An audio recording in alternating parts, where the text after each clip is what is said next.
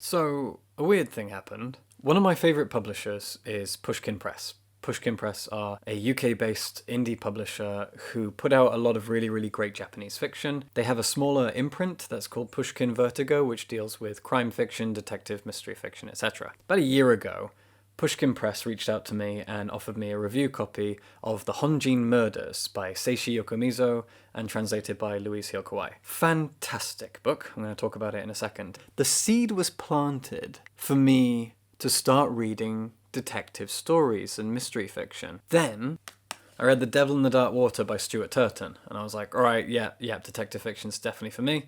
So I picked up an Agatha Christie book, and then I read that. That was And Then There Were None. From there, I read a new Japanese detective story. Another of the Pushkin Vertigo imprint, and it is called The Decagon House Murders, and it's by Yukito Ayatsuji. And it is wonderful.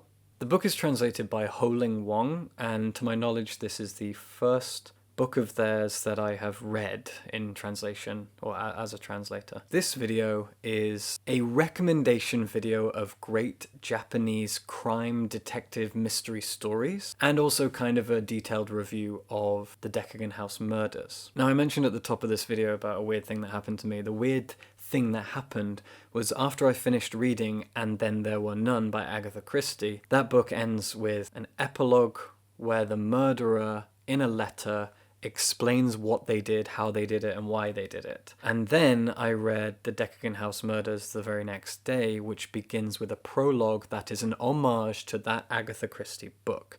And in fact, as I continue to read it, The Decagon House Murders continues that trend of referencing and paying homage to that specific Christie book. And Then There Were None. If I hadn't read that book by complete coincidence the day before I started this, I wouldn't have understood all the references. It just so happened that I did that because I fancied it and I thought, yeah, I'll read a Christie book before I read another Japanese mystery novel. And it happened to be the exact Christie book that I needed to read as a kind of resource, so that was fun. The Decagon House Murders is written by Yukito Ayatsuji. Ayatsuji is an interesting author in that he is one of the founders of a special club of Japanese mystery and detective novels. That club is called the Honkaku Mystery Writers Club. This is a group of modern Japanese novelists of crime detective mystery fiction who pay homage to the golden age of crime mystery detective fiction. Seishi Yokomizo, who I've already mentioned, was the godfather of this for Japan. He was Japan's answer to Agatha Christie.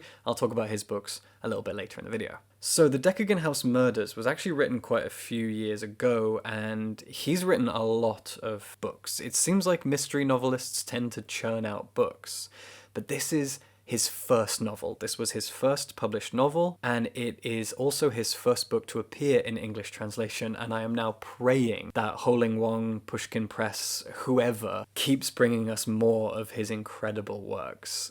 The Decagon House Murders is wonderful. And reading it off the back of And Then There Were None, it was as much fun to read this. It felt like a spiritual successor. It pays homage to that book, but it absolutely stands on its own 2 feet as a wonderful piece of mystery fiction. The book follows a group of university students. They're all around the age of 21, 22, and they are all part of a book club, a mystery writers club. They read detective fiction, and sometimes they write their own short stories, which they also read out in their club. And they've decided to go to this island. The island was owned by this eccentric architect who built himself a house there, and it was called the Blue Mansion. And just to the side of the Blue Mansion on the island was this thing called the Decagon House, which was kind of an annex area, place for guests to stay, like a guest house. And the Blue Mansion has burned down. There's nothing really left of it except for the Decagon House. And the reason it burned down is because the owner, well, it's not really clear what happened. There are theories about what happened, but the owner and his wife lived together in seclusion on this island, and one day the two of them died. A couple who worked for them, just like the Rogerses in And Then There Were None, were a couple who worked for them. They died as well, and they all burned down in the fire. And then there was this gardener on the island. They know the gardener was there, and he's missing. The gardener was the first suspect that the police thought did the burning down and all the killing, but there's no trace of this guy. So the island has a lot of mystery surrounding it, but there's a little bit of a twist in that the owners of this house, this eccentric architect and his wife, they had a daughter, and this daughter went to the university that our protagonists go to, and they knew her, but they don't know that she was their daughter. They all have a very common surname. So this girl is called Chiori, and they don't recognize that Chiori is the daughter of the architect. She's dead. Chiori died a year ago. Shortly after that, the house on the island burned down. So you've got all these kind of moving parts, but the main thing to know is that this group of university students have gone to this island because they love crime fiction and they want to go to the scene of a real life kind of pseudo mystery murder-suicide place that's maybe haunted and at least very eerie and an interesting place to sit and read and write and discuss the things that they love. So they go to the island and they stay in the decagon house. Shortly after that, things that feel very similar to And Then There Were None start to happen. In the Christie book, there is a nursery rhyme that gives clues as to the deaths that will occur one by one, and there's also a row of soldiers on a table who disappear one by one as the deaths happen. Here in the decagon house, these students discover a set of plates, and the plates have written on them first, second, third, fourth, fifth victims, and then the murderer and the detective.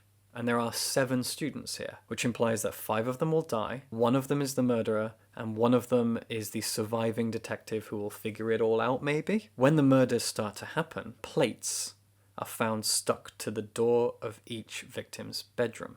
The question is, and this question runs all the way through the book, is it one of these 7 students who's picking the others off one by one? Or is it someone from the island looking to take revenge? Did the owner actually survive the fire? Is it the gardener who disappeared out of nowhere? Is this a copycat murder? Is this someone who every night is taking a boat to the island, picking one of the students off and disappearing? Or is it one of the students? So throughout the book, they're pointing fingers at each other while also giving each other the benefit of the doubt and hoping that it's an outsider, but they're all still dying one by one. And because And Then There Were None had 10 people and this only has 7, it has a little bit more intimacy and you really get to know all the characters. And a fun thing about the characters, and this definitely helps for any readers who might get confused about Japanese names being thrown out if you're not as familiar with Japanese names, is that all of these 7 all have nicknames. And their nicknames are connected to classic writers because they're part of a writer's mystery club. So you have one who's called Agatha, you have one who's called Car, and you have one who's called Ellery, and as it goes on. So that helps a little bit. They all only ever really go by their nicknames. And the other interesting part of the story is that there are 2 other members of the mystery club who are on the mainland, who are caught up in the mystery of this girl Chiori, her father who owned the island, and they start doing some detectiving by contacting the family. And they do this because they received a note from the supposedly dead architect and owner of the island that just says that Chiori was murdered. So his daughter is murdered, but he's dead, he's a ghost, and his ghost somehow has sent out this letter. He sent it to members of this club, he also sent it to his own brother. And so all these people start to come together. So this book is very much a current murder mystery that's going on day by day on this island, but it's also trying to figure out what really happened on the island a year ago, what really happened to Chiori, the daughter of the owner of the island, a year ago as well. So as I said, there's a lot of moving parts. If you haven't been able to follow my synopsis, I don't blame you. I think I did a terrible job. It's a fantastic book though. Like, it has so many intricate pieces that are moving together. There are a lot of fun red herrings that get thrown out. There will be a line that a character will say, and it's such an obvious line that you think, no way have you just given up the fact, at least to the reader, if not the other characters, that you are the killer. No way have you just done that. And I think, well, I'll keep it at the back of my mind just in case. And then it happens again with a different character in a different scene. And then, by the end, it's not anything that you could have predicted, but it still works. This is an excellent book. As I've already said, beyond the Decagon House murders, I have also enjoyed a few other Japanese crime novels that I really, really want to talk about. The Honjin murders. I wrote a review of this book a year ago. I talk about it quite a lot, because it's one of my favorite books. I didn't realize that it was, and I call a lot of things favorites because I get very intensely passionate about things, and just shut up if you don't like it. But it was a book that I've really sat on for a long time, and I love camp. That's one thing to know about me.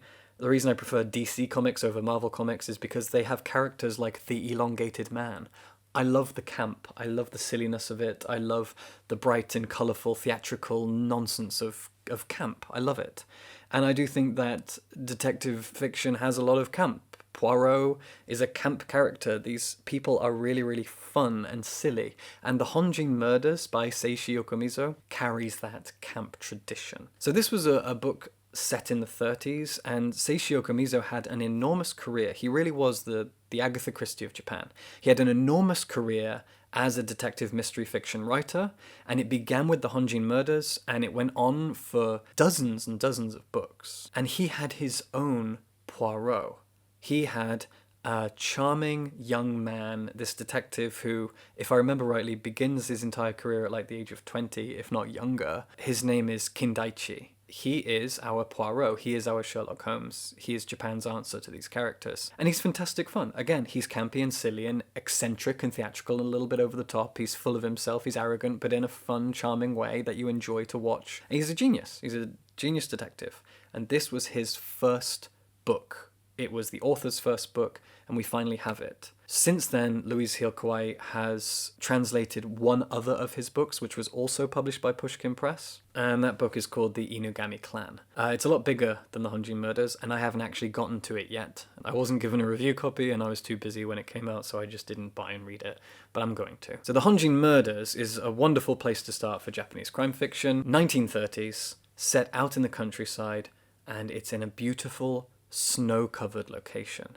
The titular Honjin is a kind of ryokan for the upper echelon of society. It's a posh vacation house kind of a place. An inn, I guess is the best word for it. In this place, you have a family who are celebrating a wedding. It's a rich, upper-class family in the 1930s, and their son has just gotten married, and him and his new wife settle down in bed, in their marital bed for their first night, and by the morning they're dead. And it's a locked room mystery story. This young married couple are dead in their room. There is a handprint on the wall, but the handprint only has 3 fingers, and it's in blood. And outside, in the snow, stuck in the snow, as you can see on the cover of the book, is a katana. How did it get there? What does it have to do with all of this? Whose handprint is that? Why does it have 3 fingers? How did it get there? And of course, this is a proper locked room mystery. Who did it? How did they get in? How did they get out? How did they do it without leaving much of a trace? Why did they leave this handprint? There's a lot of questions up front. And then you've got the family and the supporting cast, who are a wonderful collection of eccentric people. I think the best stories of this type make sure that your cast of characters are not too deeply explored as people, but they are each in their own way fun and eccentric to follow. A great example is Knives Out. If you've seen Knives Out, then you know you've got this family of people who are all specifically eccentric in their own way, and you know just enough about them to be invested in them, but not too much that it slows down the pace. This does the exact same thing. And of course, the star of the show is Detective Kindaichi, who comes along and attempts to solve this wonderful locked room mystery. Just like the Decagon House Murders, there are a lot of allusions in this book to the European and American crime writers of that period. There's a lot of worship of Agatha Christie and Conan Doyle in there, from the characters and the author alike. And it's always a lot of fun, because it makes it feel like it's all part of some sort of shared universe. And this adoration of crime writers by crime writers is just really sweet. I find it a very charming aspect of the genre. It makes it seem like these writers are fun people. They adore what they do, they have a real passion for it, and they respect one another, and I really like that. It's sweet. Another really fun thing about the Honjin Murders is that it begins with the author, if you like, speaking as if he's speaking to a camera or to an audience while he's on stage, explaining the story. And he explains it as though it's real and that he stumbled upon this crime. and that he had to then basically transcribe what happened. It creates a sense that it could be real and that he found it and he's just telling you what happened. But it also, much more than that, just creates this fun sense of theatricality. The idea that he comes out on stage, tells you that what you're about to see, he found it and he's eager to tell you the story, and then it's almost like he turns and the curtain is pulled back behind him and the scene begins and it's a stage covered in snow. It feels like a play, and I think that's absolutely charming. Now, almost everything that I talk about here is published by Pushkin Press. Pushkin have basically taken all the great Japanese crime authors, crime novels, and just put them all out for you to enjoy in English translation. I love Pushkin. I have talked, at least in my writing, over and over again about Pushkin, how wonderful they are. They've always been great to work with.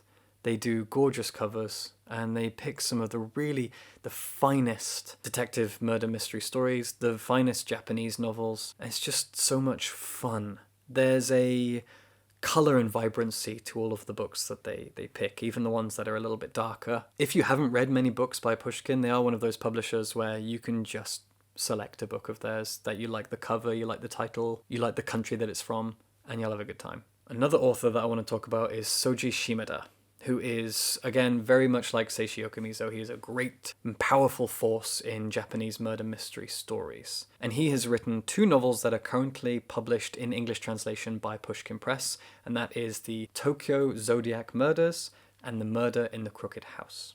Now, these are 2 eccentric and fantastic crime novels. The Murder in the Crooked House was also translated by Louise Hill Kawai, who translated the Honjin Murders. There are 2 things that I think people really like about detective and crime fiction. One is the characters. This might be the detective or the villain or the victims. We like the characters. We like a big cast of eccentric people who are all up against death, staring it in the face, and how they deal with it, how they figure it out, how they overcome it or don't. And then the other thing is the setting. It feels like detective fiction often has, from my limited experience, often has a lot of fun with setting, putting its stories in a place that is exciting or theatrical in some way and getting people to figure it out. Now, obviously, we have these puzzle boxes, these locked rooms, and The Murder in the Crooked House really leans into that because the Crooked House itself is set out in the wilderness on a cliff top,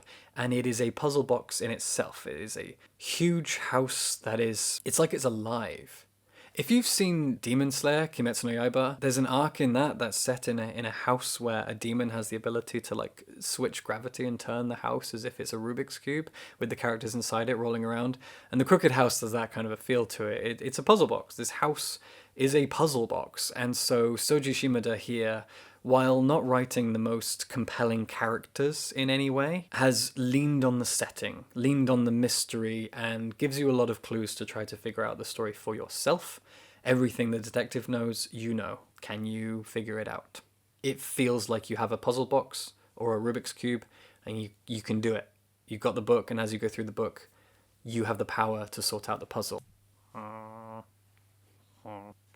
Now, the Tokyo Zodiac Murder... this one's a very different beast. The Tokyo Zodiac Murder... It begins with this guy who has died somehow in a locked room. He was an eccentric strange man who lived with 7 women. In his room is a diary that is full of weird astrological details, hence the Zodiac, and an intricate plan that he had to slowly kill all 7 of these women that he lived with. Now, fast forward just a little bit, and these deaths are actually happening. I'm stroking the cat, that's why I'm over here. These deaths are happening. These 7 women are slowly being killed and torn apart and buried all across Japan. And 2 amateur detectives set out on an adventure to follow these deaths and try to figure out what's going on, and you follow them in their journey. So this is another Soji Shimada book. It was a little bit better received as far as I can tell from the general public. I think people liked the cast of characters a little bit more. The Crooked House obviously is a wonderful setting, but this one has, you know, as I said, you've got the setting and you've got the characters, and this one it leans on the characters more than the setting, which I think people generally prefer because it gives you more motivation to read on. A beautiful setting will only take you so far in a moving story, whereas the characters will drive the plot forward. Okay, I have two authors left to talk about, one of whom, I have to confess, I haven't actually read yet, and that is Masako Togawa. And another one that I have read and I absolutely love, and I've read a few of her books, and it's kind of a wild card, and you'll see why. So Masako Togawa, I haven't read her books yet. She's also been published by Pushkin Vertigo. They have two of her books, I think, and one is called The Master Key. The Master Key is set in a big apartment building in Tokyo. Again, haven't read it yet, but this is what I understand.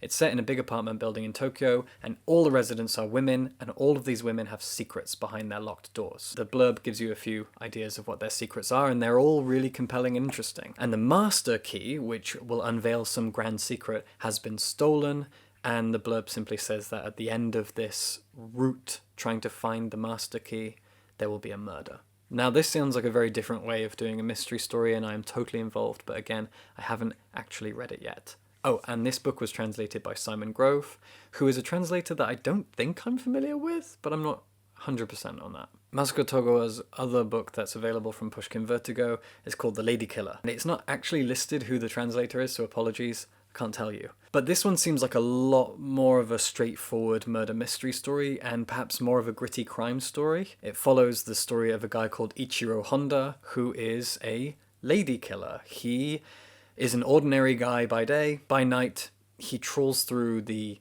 nastier bars and clubs of Tokyo, finds women to lure into a trap, and then slowly the bodies start to pile up and trail behind him, and he realizes someone is hunting him. And it's probably fantastic. I don't know, I haven't read it, but it's on my list, I promise. The last book that I want to talk about is a book that is very, very near and dear to my heart. I'm calling it a wild card because it's more of a gritty crime story than it is a detective mystery story. But I think if you like detective mystery fiction, you'll still get a kick out of it. Although I must emphasize, it is dark as fuck. And that book is this, Out by Natsuo Kirino. I love this author. Kirino is an author that I have enjoyed for many, many years. The first book of hers that I read was called The Goddess Chronicle, which is a kind of, it feels like a Greek tale, a Greek myth. It is set on an island with two sisters, one of whom is destined to be the oracle of the island, while the other is destined to be banished from the island. And we follow that sister's story. She ends up in hell, I think, and then she ends up turning herself into a bee and stinging someone to death. I can't really remember, but it's a trippy as hell story and really, really fantastic. This, however, this is her magnum opus, and she's written a lot of crime stories in this vein. Out is an absolute masterpiece. It's a pretty chunky book. It's about 600 pages. I was lucky enough to get this book from Vintage. This particular edition is part of a kind of Japanese classics selection where all of the covers were done by Yuko Shimizu, who is a Japanese artist who I think is based in New York City, and she did the covers for the Unwritten comics, which are really, really, really good. She's done a lot of great art for comics and books and literature, etc. She's a great artist. Follow her on Instagram. Right, let's talk about Out. Out is one of my favourite Japanese novels. It follows the story of 4 women who work at a factory that make bento boxes. They all have shit lives. One of them is forced to breaking point. Her husband doesn't respect her. She has a terrible, terrible life. She has 2 children that she tries her best, I think it's 2, maybe 1. I think it's 2 children that she tries her best to raise while her husband does fuck all. So she kills him.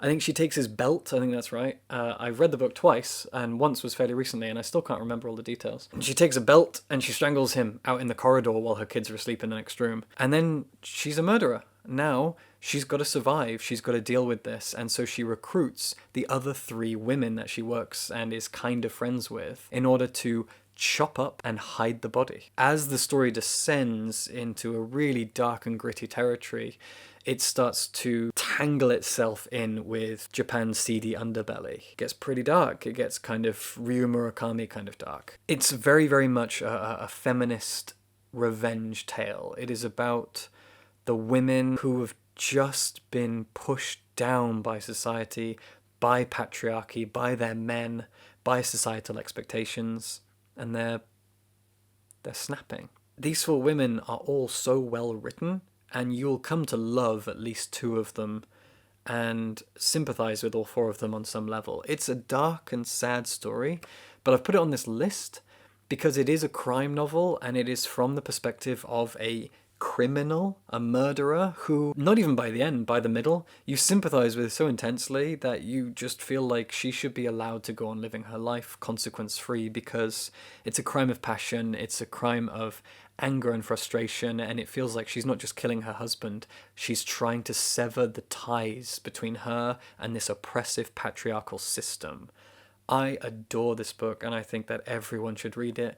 Just beware that it is brutally sad. It's caustic, feels like it scratches at you. Every page that you read is like a nick against your skin, and it does kind of wear you down bit by bit. Doesn't change the fact that it's a masterpiece. It's also translated by Stephen Snyder, who is one of my favorite Japanese to English translators. He's translated Yoko Ogawa's books and I think some other of Natsuo Kirino's books. He's so good at what he does. He's such an astonishing translator. I absolutely love anything that he translates. And obviously that's because the authors themselves are also exceptional, but he really is one of the finest translators that I can think of. So that's my wild card. Out by Natsuo Kirino. Read this. Read the Honjin murders. Read the Decagon House murders. Read everything that I've mentioned. Japanese crime. It's good shit. Subscribe for books.